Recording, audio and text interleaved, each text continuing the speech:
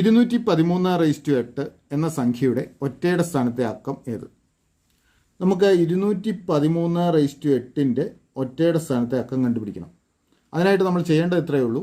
213 ഒറ്റയുടെ സ്ഥാനത്തെ അക്കം നോക്കുക 3 ആണ്. അപ്പോൾ 3/8 ഒറ്റയുടെ സ്ഥാനത്തെ അക്കം കണ്ടുപിടിച്ചാൽ മതി. അതുതന്നെയായിരിക്കും 213/8 ഒറ്റയുടെ സ്ഥാനത്തെ അക്കവും. ഓർക്കുക 3/1 എന്ന് പറഞ്ഞാൽ 3 ആണ്. ഒരക്കമേ ഉള്ളൂ, അതിൻ്റെ ഒറ്റയുടെ സ്ഥാനത്തെ അക്കം 3. 3/2 അല്ലെങ്കിൽ 3ൻ്റെ സ്ക്വയർ 9. ഇവിടെ ഒറ്റയുടെ സ്ഥാനത്തെ അക്കം 9 ആണ്. 3/3 9 ഗുണം 3 വരും 27. ഇവിടെ ഒറ്റയുടെ സ്ഥാനത്തേക്ക് 7 ആണെന്ന് ഓർക്കുക. 3/4 27 ഗുണം 3 81 വരും. ഇനി അല്ലെങ്കിൽ നമ്മൾ കണ്ടുപിടിക്കാനായിട്ട് ഇത്രയും ചെയ്താൽ മതി. ഇവിടെ 27 ഒറ്റയുടെ സ്ഥാനത്തേക്ക് 7 ആണ്. ആ 7നെ 3 കൊണ്ട് ഗുണിക്കുക. 7 ഗുണം 3 21. 21ൻ്റെ ഒറ്റയുടെ സ്ഥാനത്തേക്ക് 1. അപ്പോൾ 3/4 ഒറ്റയുടെ സ്ഥാനത്തേക്കും 1 വരും. ഇനി 3/5 ഒറ്റയുടെ സ്ഥാനത്തേക്കം കാണാനായിട്ട് ഈ 1നെ 3 കൊണ്ട് ഗുണിക്കുക. 1 3 3. അപ്പോൾ 3/5 ഒറ്റയുടെ സ്ഥാനത്തേക്കം 3 ആണ്. 3/6 അത് കണ്ടുപിടിക്കാൻ ഈ 3നെ 3 കൊണ്ട് ഗുണിക്കുക. 3 ഗുണം 3 9. അപ്പോൾ 3/6 ഒറ്റയുടെ സ്ഥാനത്തേക്ക് 9. 3/7 ഒറ്റയുടെ സ്ഥാനത്തേക്കം കാണാനായിട്ട് ഈ 9നെ 3 കൊണ്ട് ഗുണിക്കുക. 9 3 27. അതിൻ്റെ ഒറ്റയുടെ സ്ഥാനത്തേക്കം 7 വരും. ഇനി 3/8 ഒറ്റയുടെ സ്ഥാനത്തേക്കം കാണാനായിട്ട് ഈ 7നെ 3 കൊണ്ട് ഗുണിച്ചാൽ മതി. 7 3 21. അതിലെ ഒറ്റയുടെ സ്ഥാനത്തേക്ക് 1. അപ്പോൾ 3/8 ഒറ്റയുടെ സ്ഥാനത്തേക്ക് 1 ആണ്. അങ്ങനെയെങ്കിൽ 213/8 ഒറ്റയുടെ സ്ഥാനത്തേക്ക് 1 തന്നെയായിരിക്കും ശരി ഉത്തരം. Option A 1. 24, 15, 36 എന്നീ സംഖ്യകൾ കൊണ്ട് ഹരിക്കാൻ കഴിയുന്ന ഏറ്റവും വലിയ നാലക്ക സംഖ്യ ഏത്? ഇവിടെ 24, 15, 36 ഇവ കൊണ്ട് ഹരിക്കാൻ പറ്റുന്ന ഏറ്റവും വലിയ നാലക്ക സംഖ്യ കണ്ടുപിടിക്കണം. ഇതിനായിട്ട് നമ്മൾ ആദ്യം ചെയ്യേണ്ടത് 24, 15, 36 ഇവയുടെ ലസാഗു കാണുക എന്നുള്ളതാണ്. ഇവയുടെ ലസാഗുവാണ് ഈ സംഖ്യകൾ കൊണ്ട് ഹരിക്കാൻ പറ്റുന്ന ഏറ്റവും ചെറിയ സംഖ്യ. അതിനുശേഷം വേണം നമുക്ക് ഏറ്റവും വലിയ നാലക്ക സംഖ്യയിലേക്ക് പോകാൻ. അപ്പോൾ 24, 15, 36 ഇവയുടെ ലസാഗു കാണാം. 24നെയും 36നെയും 2 ഉപയോഗിച്ച് ഹരിക്കാം. ഇപ്പോൾ 2 കൊണ്ട് ഹരിച്ചു കഴിഞ്ഞാൽ 24നെ 2 കൊണ്ട് ഹരിച്ചാൽ 12. 15നെ 2 കൊണ്ട് ഹരിക്കാൻ പറ്റില്ല, അപ്പോൾ 15 തന്നെ എഴുതുക. 36നെ 2 കൊണ്ട് ഹരിച്ചാൽ 18. വീണ്ടും 12നെയും 18നെയും 2 കൊണ്ട് ഹരിക്കാം. അപ്പോൾ 2 എഴുതുന്നു. 12നെ 2 കൊണ്ട് ഹരിച്ചാൽ 6. 15നെ 2 കൊണ്ട് ഹരിക്കാൻ പറ്റില്ല. 18നെ 2 കൊണ്ട് ഹരിച്ചാൽ 9. ഇനി ഈ 3 സംഖ്യകളെയും 3 കൊണ്ട് ഹരിക്കാം. അപ്പോൾ 6നെ 3 കൊണ്ട് ഹരിച്ചാൽ 2. 15നെ 3 കൊണ്ട് ഹരിച്ചാൽ 5. 9നെ 3 കൊണ്ട് ഹരിച്ചാൽ 3. അപ്പോൾ ഇനി പൊതുഘടകമായിട്ട് 1 മാത്രമേ ഉള്ളൂ. അപ്പോൾ ഇവിടം കൊണ്ട് നമുക്ക് നിർത്താം. ഇനി ലസാഗു കാണാനായിട്ട് ഈ 6 സംഖ്യകൾ തമ്മിൽ ഗുണിക്കുക. അപ്പോൾ ഇത് ഗുണിക്കുമ്പോൾ അത് 2 ആയിട്ട് ഗുണിക്കുകയാണെങ്കിൽ എളുപ്പമുണ്ട്. നോക്കുക, 2 ഗുണം 5 10, 10 3 30 വരും. ഇവിടുത്തെ ഗുണനഫലം 30. ഇവിടെയോ 2 2 4, 4 3 12. അപ്പോൾ 30 ഗുണം 12 കണ്ടാൽ മതി. 30 ഗുണം 12 എടുത്താൽ നമുക്ക് ലസാഗു കിട്ടും. ഓർക്കുക 12 ഗുണം 3 36 ആണ്. അപ്പോൾ 30 ഗുണം 12 വരുമ്പോൾ 360 വരും. അപ്പോൾ ഇവയുടെ ലസാഗു 360 ആണ്. 360. ഇനി നമുക്ക് 24, 15, 36 ഈ സംഖ്യകൾ കൊണ്ട് ഹരിക്കാൻ പറ്റുന്ന ഏറ്റവും വലിയ നാലക്ക സംഖ്യ വേണം. ആ നാലക്ക സംഖ്യ എന്ന് പറയുന്നത് 360ൻ്റെ ഏറ്റവും വലിയ നാലക്ക ഗുണിതമായിരിക്കും. 360ൻ്റെ ഏറ്റവും വലിയ നാലക്ക ഗുണിതം കണ്ടുപിടിച്ചാൽ നമുക്ക് ഉത്തരമായി. അപ്പോൾ 360ൻ്റെ ഏറ്റവും വലിയ നാലക്ക ഗുണിതം നമുക്ക് കണ്ടുപിടിക്കണമെങ്കിൽ നമുക്ക് എങ്ങനെ കണ്ടുപിടിക്കാം? നമുക്കതിനുള്ള എളുപ്പമാർഗ്ഗം നമ്മൾ ആദ്യം 10,000നെ ഏറ്റവും ചെറിയ അഞ്ചക്ക സംഖ്യ 10,000നെ 360 കൊണ്ട് ഹരിക്കുക എന്നുള്ളതാണ്. അങ്ങനെ ഹരിക്കുമ്പോൾ നമുക്ക് ഓരോ പൂജ്യങ്ങൾ ക്യാൻസൽ ചെയ്യാം. അപ്പോൾ 1000നെ 36 കൊണ്ട് ഹരിച്ചാൽ മതി. നമുക്കൊന്ന് ഹരിച്ചു നോക്കാം 1000ൽ എത്ര 36 ഉണ്ടെന്ന്. 100ൽ 2 തവണയാണുള്ളത്. 2 36 72. കുറയ്ക്കുന്നു 28 വരും. 280ലോ 7. 7 6 42. 7 3 21 4 25. കുറയ്ക്കുന്നു 28 തന്നെ വരും ശിഷ്ടം. അപ്പോൾ ഇനിയും നമ്മൾ മുന്നോട്ട് പോകണമെങ്കിൽ ഡെസിമൽ പോയിൻ്റ് കൊടുക്കണം. നമുക്ക് ഈ പൂർണ്ണസംഖ്യാ ഭാഗം 27 വരുള്ളൂ. 27 മാത്രം മതി. നമുക്ക് 360നെ 27 കൊണ്ട് ഗുണിച്ചാൽ നമുക്ക് ഉത്തരമായി. കാരണം 27 തവണയെ 10,000ൽ 360 ഉള്ളൂ.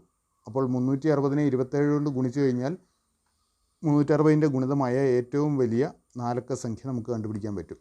360നെ 27 കൊണ്ട് ഗുണിക്കുക.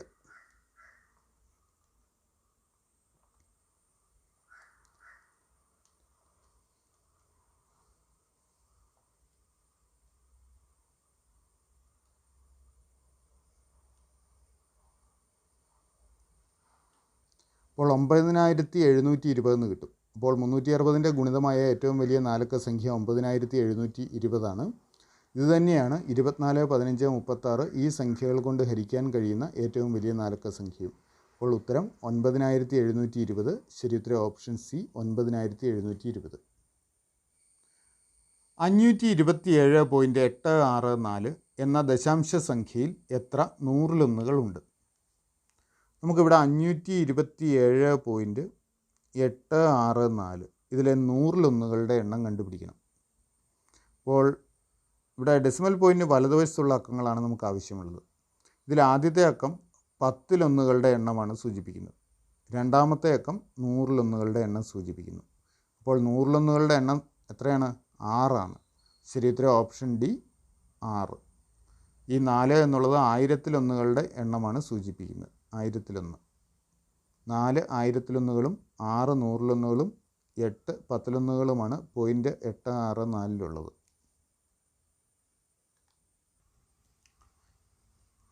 7 2 5 4 മടങ്ങ് എത്ര? അപ്പോൾ 7 2 5 4 മടങ്ങ് കാണണമെങ്കിൽ 7 2 5 4 കൊണ്ട് ഗുണിക്കണം. ഗുണിക്കാനുള്ള സൗകര്യത്തിനായിട്ട് നമുക്കിതിനെ ഒന്ന് രൂപമാറ്റം വരുത്താം.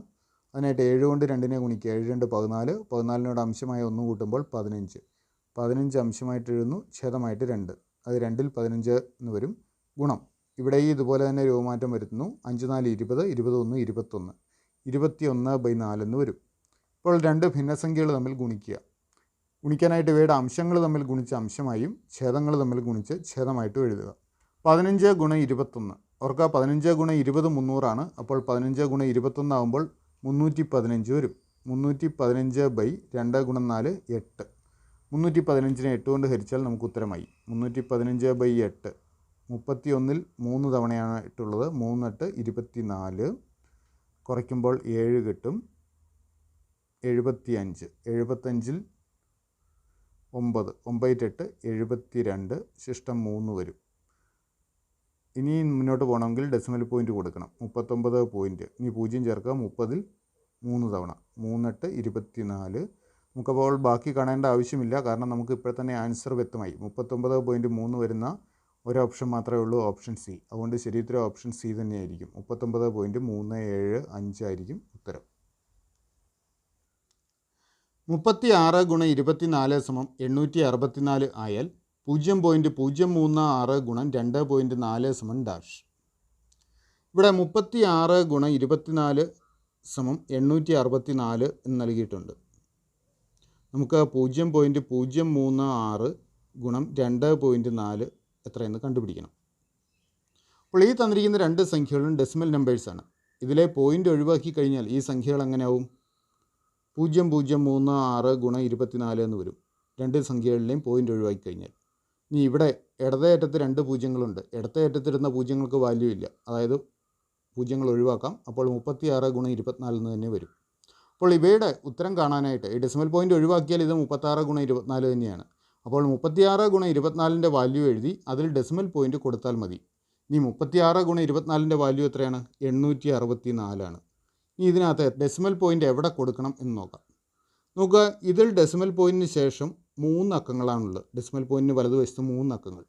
ഇവിടെ ഡെസിമൽ പോയിൻറ്റിന് വലതുവശത്ത് ഒരക്കം. അപ്പോൾ ഇതിൻ്റെ ഗുണനഫലത്തിൽ ഡെസിമൽ പോയിൻറ്റിന് വലതുവശത്ത് 3 + 1 4 അക്കങ്ങൾ ഉണ്ടാവണം. ഇവിടെ ഡെസിമൽ പോയിൻറ്റിന് വലതുവശത്ത് 3 അക്കങ്ങളും ഇവിടെ ഡെസിമൽ പോയിൻറ്റിന് വലതുവശത്ത് ഒരക്കവുമാണ് ഉള്ളത്. അതുകൊണ്ട് ഇതിൻ്റെ ഗുണനഫലത്തിൽ ഡെസിമൽ പോയിൻറ്റിന് വലതുവശത്ത് 3 1 4 അക്കങ്ങൾ ഉണ്ടാവണം. നമ്മുടെ ഗുണനഫലമായ 864ൽ 3 അക്കങ്ങളേ ഉള്ളൂ. അപ്പോൾ ഒരു 0 ഇടതുവശത്ത് ചേർക്കുക, എന്നിട്ട് ഡെസിമൽ പോയിൻറ്റ് അതിന് ഇടതുവശത്ത് കൊടുക്കുക. ഇപ്പോൾ ഡെസിമൽ പോയിൻറ്റിന് വലതുവശത്ത് 4 അക്കങ്ങളായി. ഇനി പൂർണ്ണസംഖ്യാഭാഗം 0 ആണെന്ന് കാണിക്കാൻ നമുക്കൊരു 0 ഇപ്പുറയും കൂടെ കൊടുക്കാം. അപ്പോൾ 0.0864 എന്ന് വരും. അതായത് ശരിയുത്തരം ഓപ്ഷൻ ബി 0.0864.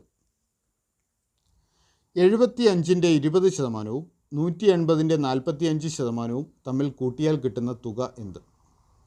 നമുക്കിവിടെ 75ൻ്റെ 20% 180ൻ്റെ 45% കൂട്ടിയാൽ കിട്ടുന്ന തുക കണ്ടുപിടിക്കണം. നമുക്ക് ആദ്യം 75ൻ്റെ 20% കാണാം. അതിനായിട്ട് 75 × 100ൽ 20 കാണണം. 75 × 100ൽ 20. ഓർക്കുക 20ൻ്റെ 5 ഇരട്ടിയാണ് 100. അതുകൊണ്ട് 20 കൊണ്ട് അംശത്തിനെയും ഛേദത്തിനെയും ഹരിക്കുക. 20നെ 20 കൊണ്ട് ഹരിച്ചാൽ 1, 100നെ 20 കൊണ്ട് ഹരിച്ചാൽ 5 വരും. 75നെ 5 കൊണ്ട് ഹരിക്കാമല്ലോ. 75നെ 5 കൊണ്ട് ഹരിച്ചു കഴിഞ്ഞാൽ 15 എന്ന് കിട്ടും. അപ്പോൾ ഇതിൻ്റെ വാല്യൂ 15 ആണ്. ഇനി അടുത്തത് 180ൻ്റെ 45% കാണണം. അതിനായിട്ട് 180 ഗുണം 100ൽ 45 കാണണം. നമുക്ക് ഓരോ പൂജ്യങ്ങൾ ക്യാൻസൽ ചെയ്യാം. ഇനി നോക്കുക, ഇവിടെ 45ഉം 10ഉം ഇത് രണ്ടും 5ൻ്റെ ഗുണിതങ്ങളാണ്. അപ്പോൾ 5 ഉപയോഗിച്ച് ഹരിക്കാം. 5 കൊണ്ട് ഇവിടെ ഹരിച്ചാൽ 9, ഇവിടെ 2 വരും. 2 കൊണ്ട് 18നെ ഹരിച്ചാൽ 9. 9 ഗുണം 9 81. അപ്പോൾ 75ൻ്റെ 20% 15, 180ൻ്റെ 45% 81. 15 81 കൂടെ കൂട്ടുക, 96 എന്ന് ഉത്തരം കിട്ടും. അപ്പോൾ ശരി ഉത്തരം ഓപ്ഷൻ ബി 96. 30,000 രൂപയ്ക്ക് 15% നിരക്കിൽ 2.5 വർഷത്തെ സാധാരണ പലിശ എത്ര? നമുക്കിവിടെ 30,000 രൂപയുടെ 15% നിരക്കിൽ 2.5 വർഷത്തെ സാധാരണ പലിശ കണ്ടുപിടിക്കണം. അപ്പോൾ നമുക്ക് സാധാരണ പലിശ കണ്ടുപിടിക്കാൻ നമുക്കൊരു സൂത്രവാക്യമുണ്ട്. I ഇൻട്രസ്റ്റ് ആണ്, PNR. ഇതിൽ പി മുതലാണ്. ഇവിടെ പിയുടെ വാല്യൂ 30,000 രൂപ. N നമ്പർ ഓഫ് ഇയേഴ്സ്, ഇവിടെ 2.5 വർഷമാണ്. നമുക്ക് 2.5 എന്നെഴുതാം. 2.5. ആറ് പലിശ നിരക്കാണ്. ഇവിടെ 15%. അത് നമുക്ക് ഭിന്നസംഖ്യാ രൂപത്തിൽ 100ൽ 15 എന്ന് എഴുതാം. അപ്പോൾ ഈ വാല്യൂസ് ഇവിടെ കൊടുക്കാം. അപ്പോൾ 30,000 ഗുണം 2.5 ഗുണം 100ൽ 15 എന്ന് വരും. 2 പൂജ്യങ്ങൾ ക്യാൻസൽ ചെയ്യാം. 300 ഗുണം 2.5 ഗുണം 15 എന്ന് വരും. ഈ 300നെ നമുക്ക് 30 ഗുണം 10 എന്ന് എഴുതാമല്ലോ. 30 ഗുണം 10 ഗുണം 2.5 ഗുണം 15 എന്നായി. ഓർക്കാം, ഈ 10 കൊണ്ട് 2.5നെ ഗുണിച്ചാൽ 25. അപ്പോൾ 30 ഗുണം 25 ഗുണം 15 എന്ന് വരും. 30 ഗുണം 25 എത്രയാണ്? 3 ഗുണം 25 75. അപ്പോൾ 30 ഗുണം 25 750. 750 ഗുണം 15 എന്ന് വരും. 750നെ 15 കൊണ്ട് ഗുണിച്ചു കഴിഞ്ഞാൽ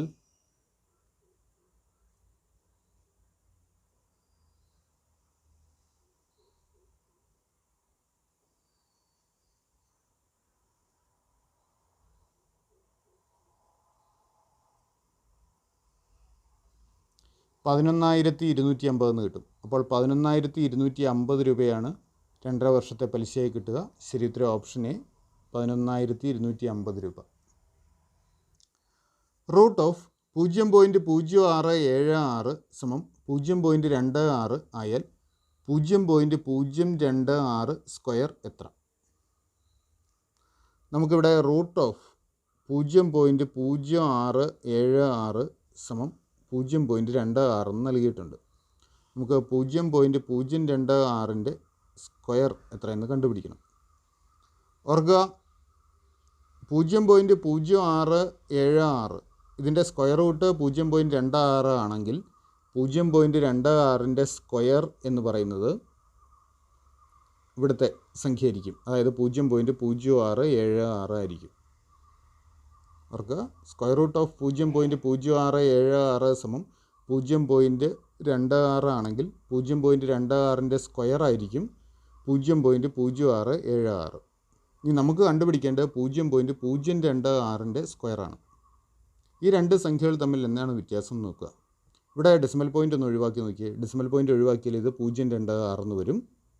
ഇടതുവശത്തെ 0ന് വാല്യൂ ഇല്ല, അപ്പോൾ ഈ 0 ഒഴിവാക്കാം. അപ്പോൾ ഇത് 26 എന്നാവും. ഇവിടെയും ഡെസിമൽ പോയിൻ്റ് ഒഴിവാക്കിയാലോ, ഇത് 0.026 എന്ന് വരും. ഇടത്തെ അറ്റത്തെ 2 പൂജ്യങ്ങൾ വാല്യൂ ഇല്ലാത്തതുകൊണ്ട് ഒഴിവാക്കാം. അപ്പോൾ അത് 26 എന്ന് വരും. അതായത് ഡെസിമൽ പോയിൻ്റ് ഒഴിവാക്കി കഴിഞ്ഞാൽ ഇത് രണ്ടും 26ന് തുല്യമാണ്. അപ്പോൾ ഡെസിമൽ പോയിൻറ്റിൻ്റെ സ്ഥാനത്തിന് മാത്രമേ വ്യത്യാസമുള്ളൂ. അതുകൊണ്ട് തന്നെ ഇതിൻ്റെ ഉത്തരം കാണുന്നതിനായിട്ട് നമുക്ക് ഈ ഉത്തരം ഉപയോഗിക്കാം. ഇവിടെ ഡെസിമൽ പോയിൻറ്റിന് വലതുവശത്ത് 2 അക്കങ്ങളുണ്ട്. അതിൻ്റെ സ്ക്വയർ എഴുതിയപ്പോൾ ഡെസിമൽ പോയിൻറ്റിന് വലതുവശത്ത് 4 അക്കം വന്നു. ഇവിടെ ഡെസിമൽ പോയിൻറ്റിന് വലതുവശത്ത് 3 അക്കമുണ്ട്. അപ്പോൾ ഇതിൻ്റെ സ്ക്വയർ എഴുതുമ്പോൾ ഡെസിമൽ പോയിൻറ്റിന് വലതുവശത്ത് 3ൻ്റെ ഇരട്ടി 6 അക്കങ്ങൾ ഉണ്ടാവണം. ഡെസിമൽ പോയിൻറ്റിന് വലതുവശത്ത് 3ൻ്റെ ഇരട്ടി 6 അക്കങ്ങൾ. അപ്പോൾ 26ൻ്റെ വർഗ്ഗമായ 676 നമുക്കിവിടെ എഴുതാം. എന്നിട്ട് നമുക്ക് പൂജ്യങ്ങൾ കൊടുക്കണം. ഇവിടെ 6 അക്കം വേണം ഡെസിമൽ പോയിൻറ്റിന് വലതുവശത്ത്. അപ്പോൾ 3 പൂജ്യം കൂടെ ചേർത്തിട്ട് വേണം ഡെസിമൽ പോയിൻറ്റ് കൊടുക്കാൻ. അപ്പോൾ ഇനി പൂർണ്ണസംഖ്യാഭാഗം 0 ആണെന്ന് കാണിക്കാൻ ഒരു പൂജ്യം കൂടെ ഇടതുവശത്ത് കൊടുക്കുക. അപ്പോൾ 0.000676 എന്ന് നമുക്ക് ഉത്തരം കിട്ടും. ശരി ഉത്തരം ഓപ്ഷൻ ഡി 0.000676. 72 കിലോമീറ്റർ പെർ മണിക്കൂർ സമം ഡാഷ് മീറ്റർ പെർ സെക്കൻഡ്. അപ്പോൾ കിലോമീറ്റർ പെർ മണിക്കൂറിലുള്ള അളവിനെ മീറ്റർ പെർ സെക്കൻഡിലേക്ക് മാറ്റണം. അതിനായിട്ട് നമുക്ക് എളുപ്പമാർഗ്ഗമുണ്ട്. 18 ലഞ്ച് കൊണ്ട് ഗുണിച്ചാൽ മതി. അപ്പോൾ 72 ഗുണം 18 ലഞ്ച് എന്ന് കാണുക. ഈ 72ഉം 18ഉം 9ൻ്റെ ഗുണിതങ്ങളാണ്. അതുകൊണ്ട് 9 കൊണ്ട് നമുക്ക് ഹരിക്കാം. 72നെ 9 കൊണ്ട് ഹരിച്ചാൽ 8, 18നെ 9 കൊണ്ട് ഹരിച്ചാൽ 2, 8നെ വീണ്ടും 2 കൊണ്ട് ഹരിക്കാം, 4 എന്ന് വരും. 4 ഗുണം 5 20. അപ്പോൾ 20 മീറ്റർ പെർ സെക്കൻഡാണ് 72 കിലോമീറ്റർ പെർ മണിക്കൂറിന് തുല്യമായിട്ടുള്ളത്. ശരി ഉത്തരം ഓപ്ഷൻ സി. ഒരു ബാഗ് 480 രൂപയ്ക്ക് വിറ്റപ്പോൾ 120 രൂപ നഷ്ടം വന്നു എങ്കിൽ നഷ്ടശതമാനം എത്ര? ഇവിടെ ഒരു ബാഗ് 480 രൂപയ്ക്ക് വിറ്റപ്പോൾ 120 രൂപ നഷ്ടം വന്നു. 120 രൂപ നഷ്ടം വന്നു എന്നുള്ളതിൻ്റെ അർത്ഥം ആ ബാഗ് വാങ്ങിയ വിലയേക്കാൾ 120 രൂപ കുറച്ചാണ് വിറ്റത്. അതുകൊണ്ടാണ് 120 രൂപ നഷ്ടം വന്നത്. വാങ്ങിയ വിലയേക്കാൾ 120 രൂപ കുറച്ചാണ് വിറ്റത്. അതായത് ബാഗിൻ്റെ മുടക്കുമുതൽ അല്ലെങ്കിൽ വാങ്ങിയ വില എന്ന് പറയുന്നത് വിറ്റ വിലയേക്കാൾ 120 കൂടുതലാണ്. വിറ്റ വില ഇവിടെ 480 ആണ്. അതിനേക്കാൾ 120 കൂടുതൽ എന്ന് പറഞ്ഞാൽ അതിനോട് 120 കൂട്ടുക. 480ഉം 120ഉം 600. 600 രൂപയ്ക്കാണ് ആ ബാഗ് വാങ്ങിയത്. ആ കടക്കാരൻ ആ ബാഗ് വാങ്ങിയത് 600 രൂപയ്ക്കാണ്. 600 രൂപയ്ക്ക് വാങ്ങിയ സാധനത്തിന് 120 രൂപ നഷ്ടം വന്നു. അപ്പോൾ നഷ്ടശതമാനം കാണാനായിട്ട് ഈ വാങ്ങിയ വിലയുടെ എത്ര ശതമാനമാണ് നഷ്ടം എന്ന് കാണണം. വാങ്ങിയ വില 600 ആണ്. 600ൻ്റെ എത്ര ശതമാനമാണ് 120 എന്ന് കാണണം. അതിനായിട്ട് 600ൽ 120 ഗുണം 100 കാണുക. പൂജ്യങ്ങൾ ക്യാൻസൽ ചെയ്യാം. 12നെ 6 കൊണ്ട് ഹരിച്ചാൽ 2 ആണ്. അപ്പോൾ 120നെ 6 കൊണ്ട് ഹരിച്ചാൽ 20. അപ്പോൾ 20% നഷ്ടം വന്നിട്ടുണ്ട്. ശരി ഉത്തരം ഓപ്ഷൻ സി 20%. ഓർക്കുക, 480 രൂപയ്ക്ക് വിറ്റപ്പോൾ 120 രൂപ നഷ്ടം വന്നു എന്നതിൻ്റെ അർത്ഥം വാങ്ങിയ വിലയേക്കാൾ 120 രൂപ കുറച്ചാണ് ഈ സാധനം വിറ്റിരിക്കുന്നത്. അപ്പോൾ വിറ്റ വില എന്ന് പറയുന്നത് വാങ്ങിയ വിലയേക്കാൾ 120 രൂപ കുറവാണ്. അപ്പോൾ വാങ്ങിയ വില കിട്ടാൻ വിറ്റ വിലയോടുകൂടി 120 ചേർത്താൽ മതി. അതായത് 480 + 120 600. ഇനി നഷ്ടശതമാനം കാണണമെങ്കിൽ ഈ വാങ്ങിയ വിലയുടെ എത്ര ശതമാനമാണ് നഷ്ടമെന്ന് കാണണം. നഷ്ടം 120 രൂപയാണെന്ന് കണ്ടു. അപ്പോൾ വാങ്ങിയ വില 600. അതായത് 600ൻ്റെ എത്ര ശതമാനമാണ് 120 എന്ന് കാണണം. അത് കാണുമ്പോൾ നമുക്ക് 20% എന്ന് കിട്ടും. അപ്പോൾ ശരി ഉത്തരം ഓപ്ഷൻ സി 20%.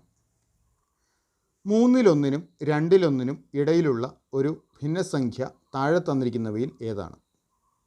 അപ്പോൾ ഈ തന്നിരിക്കുന്നതിൽ ഏതാണ് 2-1നും 3-1നും ഇടയിലുള്ള ഒരു ഭിന്നസംഖ്യ എന്ന് കണ്ടുപിടിക്കണം. അപ്പോൾ ഇത് കണ്ടുപിടിക്കാൻ നമുക്കൊരു എളുപ്പമാർഗ്ഗമുണ്ട്. നമുക്കതിങ്ങനെ ചെയ്യാം. ആദ്യം 3-1. ഈ 3-1നെ നമുക്ക് ദശാംശ സംഖ്യയാക്കി മാറ്റാം.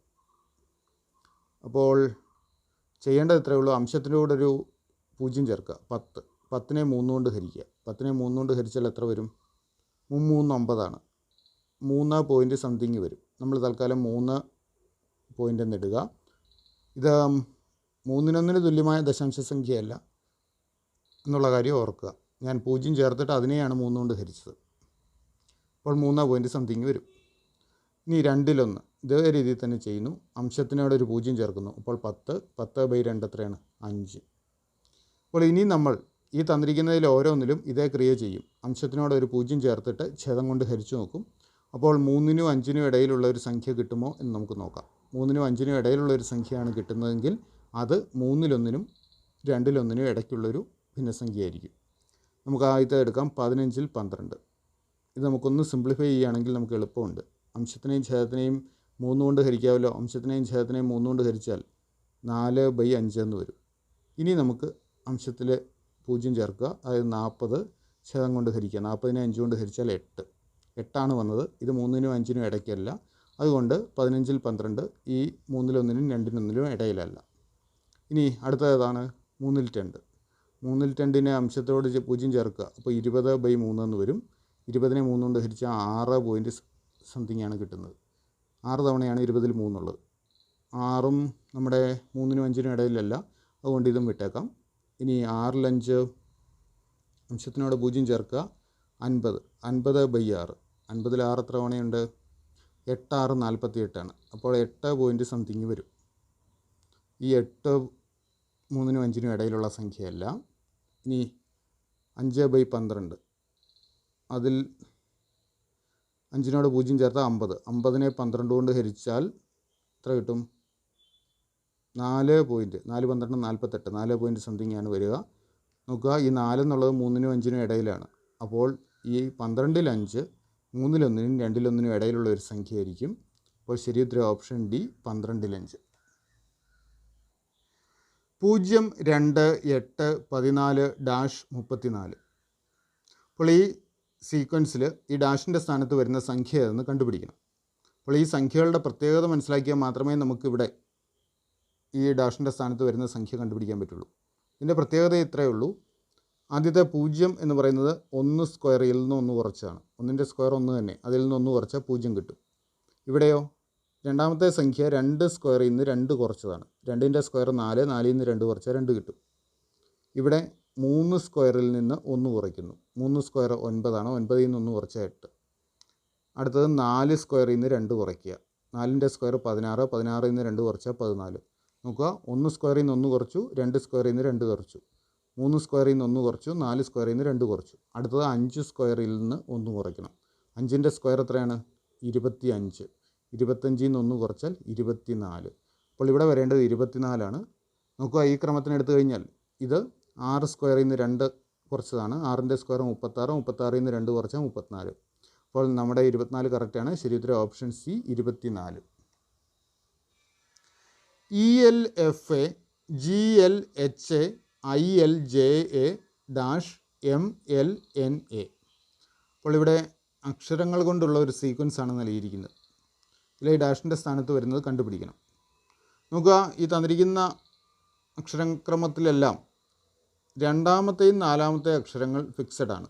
രണ്ടാമത്തെ അക്ഷരം എല്ലായിടത്തും എല്ലാണ്, നാലാമത്തെ അക്ഷരം എല്ലായിടത്തും എയുമാണ് വന്നിരിക്കുന്നത്. അപ്പോൾ നമുക്ക് കണ്ടുപിടിക്കേണ്ട ക്രമത്തിലും രണ്ടാമത്തെ അക്ഷരം എല്ലും നാലാമത്തെ അക്ഷരം എയുമായിരിക്കും എന്ന് അനുമാനിക്കാം. ഇനി ഒന്നാമത്തെയും മൂന്നാമത്തെ അക്ഷരം കണ്ടുപിടിച്ചാൽ മതി. ഇവിടുത്തെ 1 3 നോക്കുക. EF GH, EF കഴിഞ്ഞ് അടുത്തത് GH IJ, അക്ഷരമാല ക്രമത്തിൽ തന്നെയാണ്. EF GH IJ. അപ്പോൾ അടുത്ത് വരേണ്ടത് KL എന്നാണ്. KL MN, അക്ഷരമാല ക്രമത്തിൽ തന്നെയാണ് പോകുന്നത്. അപ്പോൾ ഒന്നാമത്തെ അക്ഷരം കെയും മൂന്നാമത്തെ അക്ഷരം എല്ലും വരണം. അപ്പോൾ ഇവിടെ കെ, ഇവിടെ എൽ എഴുതി. KLLA ഇതാണ് ഉത്തരമായി വരേണ്ടത്. ശരി ഉത്തരം ഓപ്ഷൻ ഡി KLLA. 1985 ഡിസംബർ 25 ബുധനാഴ്ചയായാൽ 1988 ജനുവരി 2 ഏത് ദിവസമായിരിക്കും? ഇവിടെ 1985 ഡിസംബർ 25 ബുധനാഴ്ചയാണെന്ന് നൽകിയിട്ടുണ്ട്. 1988 ജനുവരി 2 ഏത് ദിവസമായിരിക്കും എന്നാണ് കണ്ടുപിടിക്കേണ്ടത്. ഇത് കണ്ടുപിടിക്കാൻ നമ്മൾ ആദ്യം ചെയ്യേണ്ടത് 85 ഡിസംബർ 25 ശേഷം 88 ജനുവരി 2 വരെയുള്ള ദിവസങ്ങളുടെ എണ്ണം എടുക്കുക. എന്നിട്ട് ആ എണ്ണത്തിനെ 7 കൊണ്ട് ഹരിച്ച് ശിഷ്ടം കാണണം. അപ്പോൾ 85 ഡിസംബർ 25 ശേഷം ആ ഡിസംബറിൽ തന്നെ ബാക്കി എത്ര ദിവസങ്ങളുണ്ട്? 25 ശേഷം ഡിസംബറിൽ ആകെ 31 ദിവസങ്ങളാണുള്ളത്. അതിൽ 25 കഴിഞ്ഞാൽ ബാക്കി മിച്ചമുള്ളത് 6 ദിവസങ്ങളാണ്. 1986 86 ഒരു പൂർണ്ണ വർഷമാണ്, സാധാരണ വർഷമാണ്. 365 ദിവസങ്ങളുണ്ടാവും. 1987 ദിവസങ്ങളുടെ എണ്ണം അതും സാധാരണ വർഷമാണ്, 365 ദിവസങ്ങളുണ്ട്. 1988 ജനുവരി 2 വരെയുള്ള ദിവസങ്ങളുടെ എടുക്കണം. അപ്പോൾ ജനുവരിയിലെ 2 ദിവസം കൂടി എടുക്കുക. അപ്പോൾ ഇത്രയും സംഖ്യകൾ കൂട്ടിയിട്ട് വേണം അതിനെ 7 കൊണ്ട് ഹരിക്കാൻ. അപ്പോൾ ഇത് വലിയ സംഖ്യയാവും. 365 കിടക്കുന്നതുകൊണ്ട് സംഖ്യ വലുതായിരിക്കും. അതിനെ 7 കൊണ്ട് ഹരിക്കുമ്പോൾ നമുക്ക് അതിൻ്റേതായ ബുദ്ധിമുട്ടുകളുണ്ടാവും. അപ്പോൾ അതിനായിട്ട് നമുക്ക് വേറൊരു കാര്യം ചെയ്യാം. ഈ 85 ഡിസംബറിലെ 6 ദിവസം എടുക്കുക. 365 ദിവസം വരുന്നുണ്ടെങ്കിൽ അതിനെ 7 കൊണ്ട് ഹരിച്ചാൽ കിട്ടുന്ന ശിഷ്ടം 1 ആയിരിക്കും. ആ ശിഷ്ടമായ 1 മാത്രം എടുത്താൽ മതി. അത് കാണാതെ അറിഞ്ഞിരിക്കണം. 365നെ 7 കൊണ്ട് ഹരിക്കുമ്പോൾ കിട്ടുന്ന ശിഷ്ടം 1 ആണ്. ഇവിടെയും 365 ഉണ്ട്, അതിനെ 7 കൊണ്ട് ഹരിക്കുമ്പോഴുള്ള ശിഷ്ടം 1 ആണ്. 1 മാത്രം എടുക്കുക. പിന്നെ ഇവിടെ 2. ഇത്രയും സംഖ്യകൾ കൂട്ടി അതിനെ 7 കൊണ്ട് ഹരിച്ച് ശിഷ്ടം കണ്ടാൽ മതി. അപ്പോൾ 6ഉം 2ഉം 8ഉം 2ഉം 10 എന്ന് വരും. 10നെ 7 കൊണ്ട് ഹരിക്കുക. 10ൽ ഒരു തവണ 1 7 7, ശിഷ്ടം 3 വരുന്നുണ്ട്. ശിഷ്ടം 3 വന്നതുകൊണ്ട് ബുധനാഴ്ചയോടുകൂടി 3 ദിവസം ചേർത്താൽ നമുക്ക് ഉത്തരം കിട്ടും. ബുധനാഴ്ചയോടുകൂടി 3 ദിവസം ചേർക്കുമ്പോൾ വ്യാഴം, വെള്ളി, ശനി. അപ്പോൾ ഉത്തരം ശനിയാണ്. അതായത് 88 ജനുവരി 2 ശനിയാഴ്ചയായിരിക്കും. ശരി ഉത്തരം ഓപ്ഷൻ സി. ഇന്ത്യ, രൂപ, ജപ്പാൻ ഡാഷ്. ഇന്ത്യയും രൂപയും തമ്മിലുള്ള അതേ ബന്ധം ഉപയോഗിച്ച് ജപ്പാനിൻ്റെ കൂടെ വരുന്ന വാക്ക് കണ്ടുപിടിക്കണം. അവർക്ക് ഇന്ത്യയിലെ കറൻസിയുടെ പേരാണ് രൂപ. അപ്പോൾ ജപ്പാനിലെ കറൻസി അല്ലെങ്കിൽ നാണയം ഏതാണ്? ജപ്പാൻ്റെ കറൻസി യെൻ ആണ്. അപ്പോൾ ജപ്പാനോടൊപ്പം വരേണ്ട വാക്ക് യെൻ എന്നാണ്. ശരി ഉത്തരം ഓപ്ഷൻ എ, യെൻ. കൂട്ടത്തിൽ പെടാത്തത് ഏത്? 1, 36, 125, 512. അപ്പോൾ ഈ 4 സംഖ്യകളിൽ വേറിട്ട് നിൽക്കുന്ന സംഖ്യ ഏതെന്ന് കണ്ടുപിടിക്കണം. അവർക്ക് ഇതിൽ പെട്ടെന്ന് തന്നെ നമുക്ക് കാണാവുന്നൊരു കാര്യമാണ്. 36 എന്ന് പറഞ്ഞാൽ 6ൻ്റെ സ്ക്വയറാണ്. 125 5ൻ്റെ ക്യൂബാണ്. അപ്പോൾ ഈ മറ്റ് 2 സംഖ്യകളെ, പ്രത്യേകിച്ച് 512ൻ്റെ പ്രത്യേകത മനസ്സിലാക്കിയാൽ നമുക്ക് കൂട്ടത്തിൽ പെടാത്തതെന്ന് തിരിച്ചറിയാൻ പറ്റിയേക്കും. 512 എന്നുള്ളത് 8ൻ്റെ ക്യൂബാണ്. 8 3 തവണ ആവർത്തിച്ച് ഗുണിച്ചാൽ 512 കിട്ടും.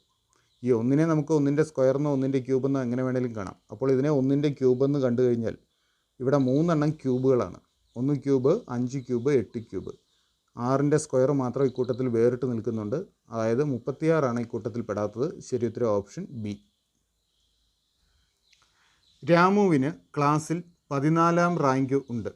ക്ലാസ്സിൽ 45 കുട്ടികളുണ്ട് എങ്കിൽ അവസാനത്ത് നിന്നും നോക്കിയാൽ രാമുവിൻ്റെ റാങ്ക് എത്ര? ഇവിടെ 45 കുട്ടികളുള്ള ഒരു ക്ലാസ്സാണ്. അതിൽ രാമുവിന് 14ാം റാങ്ക് ഉണ്ട് എങ്കിൽ അവസാനത്ത് നിന്നും നോക്കിയാൽ രാമുവിൻ്റെ റാങ്ക് എത്രയെന്ന് കണ്ടുപിടിക്കണം. അത് കണ്ടുപിടിക്കാനായിട്ട് നമ്മൾ ആകെയുള്ള കുട്ടികളുടെ എണ്ണത്തിൽ നിന്നും ഈ മുൻപിൽ നിന്നുള്ള റാങ്ക് കുറച്ച് 1 കൂട്ടിയാൽ മതി. ആകെയുള്ള കുട്ടികളുടെ എണ്ണം 45. അതിൽ നിന്ന് മുൻപിൽ നിന്നുള്ള റാങ്ക്, അതായത് 14 കുറയ്ക്കുക, അതിനോട് 1 കൂട്ടുക. 45ൽ നിന്ന് 14 കുറച്ചാൽ 31. 31 + 1 32. അപ്പോൾ അവസാനത്ത് നിന്ന് നോക്കിയാൽ രാമുവിൻ്റെ റാങ്ക് 32 ആയിരിക്കും. ശരി ഉത്തരം ഓപ്ഷൻ സി. ആദ്യത്തെ 30 ഇരട്ട സംഖ്യകളുടെ ശരാശരി എത്ര? നമുക്കിവിടെ ആദ്യത്തെ 30 ഇരട്ട സംഖ്യകളുടെ ശരാശരി കണ്ടുപിടിക്കണം. ഇത് കണ്ടുപിടിക്കാൻ നമുക്കൊരു സൂത്രവാക്യമുണ്ട്. ആദ്യത്തെ n ഇരട്ട സംഖ്യകളുടെ ശരാശരി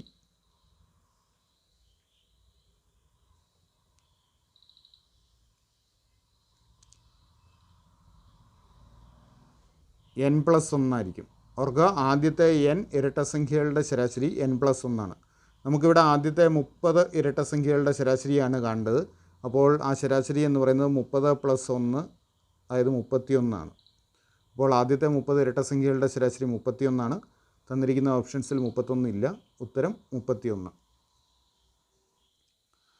2 വർഷം മുൻപ് അമ്മയ്ക്ക് മകൻ്റെ 4 മടങ്ങ് പ്രായമുണ്ട്.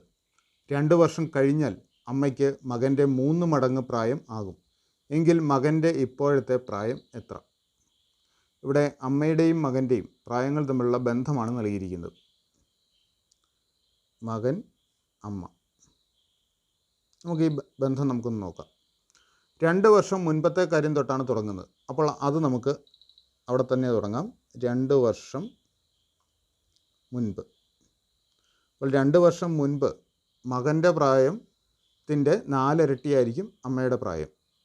അമ്മയ്ക്ക് മകൻ്റെ 4 മടങ്ങ് പ്രായമുണ്ടെന്ന് പറഞ്ഞാൽ മകൻ്റെ പ്രായത്തിൻ്റെ 4 ഇരട്ടിയാണ് അമ്മയുടെ പ്രായം. നമുക്ക് 2 വർഷം മുൻപത്തെ മകൻ്റെ പ്രായം x എന്നെടുക്കാം. അങ്ങനെയെങ്കിൽ അമ്മയുടെ പ്രായം എന്ത് വരും? 4x ആയിരിക്കും. എക്സിൻ്റെ 4 ഇരട്ടി. അപ്പോൾ 2 വർഷം മുൻപത്തെ കാര്യമാണ് ഈ പറയുന്നത്. അപ്പോൾ ഇപ്പോൾ മകൻ എത്ര വയസ്സ് കഴിയും? 2 വർഷം മുൻപ് x ആണെങ്കിൽ ഇപ്പോൾ അത് കഴിഞ്ഞ് 2 വയസ്സ് കൂടെ കൂടിയിട്ടുണ്ട്. അതായത് ഇപ്പോൾ മകൻ്റെ പ്രായം x+2 ആണ്. അമ്മയ്ക്കും 2 വയസ്സ് കൂടി. അമ്മയുടെ പ്രായം 4x + 2 വരും.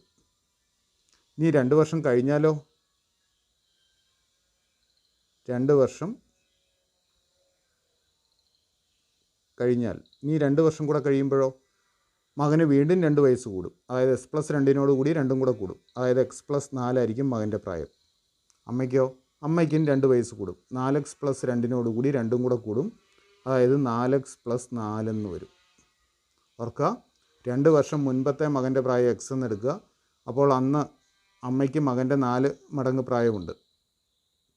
അതായത് എക്സിൻ്റെ 4 ഇരട്ടിയാണ് അന്ന് അമ്മയുടെ പ്രായം, 4x എന്ന് വരും. ഇത് 2 വർഷം മുൻപത്തെ കാര്യമാണ് പറഞ്ഞത്. അതിനുശേഷം 2 വർഷം കഴിഞ്ഞു. അപ്പോൾ ഇപ്പോൾ മകന് 2 വയസ്സ് കൂടിയിട്ടുണ്ട്. അതായത് എക്സിൽ നിന്ന് x+2 ആയിട്ട് മകൻ്റെ പ്രായം കൂടി. അമ്മയുടെക്കും 2 വയസ്സ് കൂടി. 4x കൂടി 2 കൂടി 4x+2 ആയി. ഇനി 2 വർഷം കഴിയുമ്പോൾ മകൻ്റെ പ്രായം എത്രയാവും? ഇനി 2 വർഷം കൂടെ കഴിയുമ്പോൾ മകന് 2 വയസ്സ് കൂടെ കൂടും. x+2 കൂടി ഒരു 2 കൂടെ കൂടും. അതായത് x+4. അമ്മയ്ക്കും 2 വയസ്സ് കൂടും. 4x+2 കൂടി 2 വയസ്സ് കൂടെ കൂടും. 4x+4 ആവും. ഇനി ഈ 2 വർഷം കഴിയുമ്പോഴുള്ള അമ്മയുടെയും മകൻ്റെയും പ്രായങ്ങൾ തമ്മിലുള്ള ഒരു ബന്ധമാണ് നമുക്കിവിടെ നൽകിയിരിക്കുന്നത്. നോക്കുക, 2 വർഷം കഴിഞ്ഞാൽ അമ്മയ്ക്ക് മകൻ്റെ 3 മടങ്ങ് പ്രായമാകും. 2 വർഷം കഴിയുമ്പോഴുള്ള അമ്മയുടെ പ്രായം 4x+4 ആണ്. ഇത് മകൻ്റെ പ്രായത്തിൻ്റെ 3 മടങ്ങാണെന്നാണ് പറഞ്ഞിരിക്കുന്നത്. അതായത് 3 × x+4 തുല്യമായിരിക്കും. അപ്പോൾ ഈ ഇക്വേഷൻ സോൾവ് ചെയ്ത് വേണം നമ്മൾ എക്സിൻ്റെ വാല്യൂ കണ്ടുപിടിക്കാൻ. 4x+4 സമം 3 കൊണ്ട് ഇതിനെ ഗുണിക്കുന്നു. അപ്പോൾ 3x + 3 × 4 12. നമുക്ക് എക്സിൻ്റെ വാല്യൂ കണ്ടുപിടിക്കണം. അതുകൊണ്ട് ഈ 3x ഇടതുവശത്തേക്കും ഈ 4 വലതുവശത്തേക്കും കൊണ്ടുപോകാം. 3x ഇവിടെ വരുമ്പോൾ -3x ആവും സമം 12 +4 ഇവിടെ വരുമ്പോൾ -4. 4x നിന്ന് 3x കുറച്ചാൽ 1x അല്ലെങ്കിൽ x സമം 12 നിന്ന് 4 കുറച്ചാൽ 8. അപ്പോൾ എക്സിൻ്റെ വാല്യൂ 8 എന്ന് കിട്ടി. അപ്പോൾ 2 വർഷം മുൻപത്തെ മകൻ്റെ പ്രായം 8 വയസ്സാണ്. ഇപ്പോഴത്തെ പ്രായം s+2 എന്നാണ് നമ്മൾ എടുത്തിരിക്കുന്നത്. അതായത് 8 + 2 8 + 2 10 വയസ്സ്. അപ്പോൾ മകന് ഇപ്പോൾ 10 വയസ്സ് പ്രായമുണ്ട്.